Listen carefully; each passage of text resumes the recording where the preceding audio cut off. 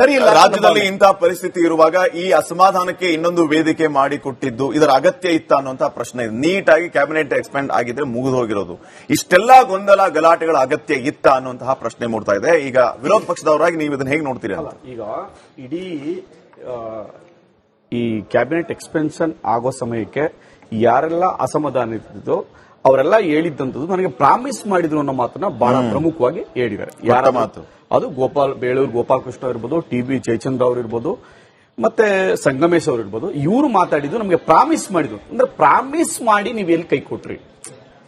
Cabinet ಅಲ್ಲಿ ನೀವು ಅವ್ರಿಗೆ ಪರಿಗಣನೆ ಮಾಡಿದ್ರೆ ಬೇರೆ ವಿಚಾರ. ನಿಮ್ಗೆ ಯಾವ ಕಾರಣಕ್ಕೆ ನೀವು ಪ್ರಾಮಿಸ್ ಮಾಡಿದ್ರಿ, ಈಗ ನೀವು ಯಾವ ಕಾರಣಕ್ಕೆ ಅವ್ರನ್ನ ತೆಗೆದ್ರಿ? ಮತ್ತೆ ಕೆಲವು ಜಿಲ್ಲೆಗಳನ್ನ, ವಿಶೇಷವಾಗಿ ಕೋಲಾರ ಜಿಲ್ಲೆ, ಚಿಕ್ಕಬಳ್ಳಾಪುರ ಜಿಲ್ಲೆಯನ್ನ ನೀವು ಪರಿಗಣನೆಗೆ ತಗೊಂಡಿರೋದು, ಮತ್ತೆ ಮಹಿಳೆಯರಿಗೆ ಪ್ರಾತಿನಿಧ್ಯ ಕೊಡದೇ ಇರತಕ್ಕಂಥದ್ದು, ಮತ್ತೆ ಕೆಲವು ನೋಡಿ, ಈಗ ಮಂಡ್ಯ ಜಿಲ್ಲೆಗೆ 2 ಕೊಟ್ಟಿದ್ದಾರೆ, ಅದ್ರ ಬದಲು ಕೋಲಾರ ಜಿಲ್ಲೆಗೆ, ಚಿಕ್ಕಬಳ್ಳಾಪುರ ಜಿಲ್ಲೆಗೆ ಅವಕಾಶ ಕೊಡಬಹುದಾಯ್ತು. ಅವಕಾಶಗಳಿದ್ವು.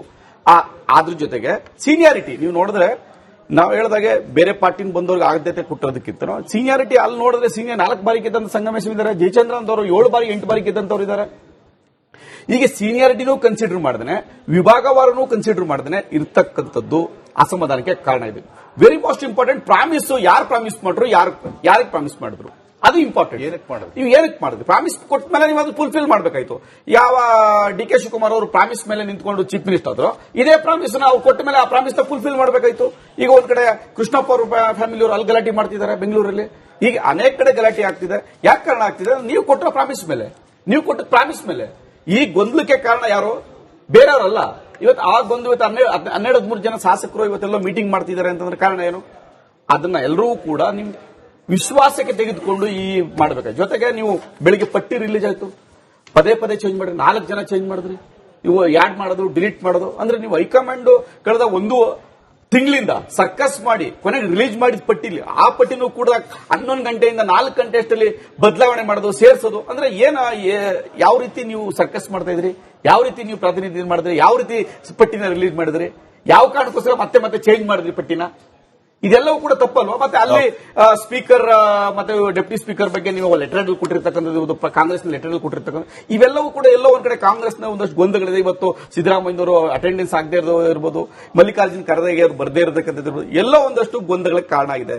ಬೇಕಾದಂತರ ಅವ್ರಿಗೆ ಬೇಕಾದಂತ ನಾಯಕರಿಗೆ ಬೇಕಾದಂತ ಒಂದಷ್ಟು ಶಾಸಕರುಗಳಿಗೆ ಅವಕಾಶ ಸಿಕ್ಕಿಲ್ಲ. ಇದು ಒಂದ್ ಕಡೆ ಆಗಿದೆ. ಇದೆಲ್ಲವೂ ಕೂಡ ಈ ಗೊಂದಲಕ್ಕೆ ಕಾರಣ ಆಗಿದೆ. ಇಷ್ಟು ಗೊಂದಲಗಳನ್ನ ಇಟ್ಕೊಂಡು ನೀವು ಕ್ಯಾಬಿನೆಟ್ ಅನ್ನ ಎಕ್ಸ್ಪೆನ್ಷನ್ ಮಾಡಿ ಏನ್ ಅರ್ಥ? ಈ ಗಲಾಟೆ ಆಗ್ತಿದೆ ಅಂದ್ರೆ ಇದೆಲ್ಲ ಅಸಮಾಧಾನ.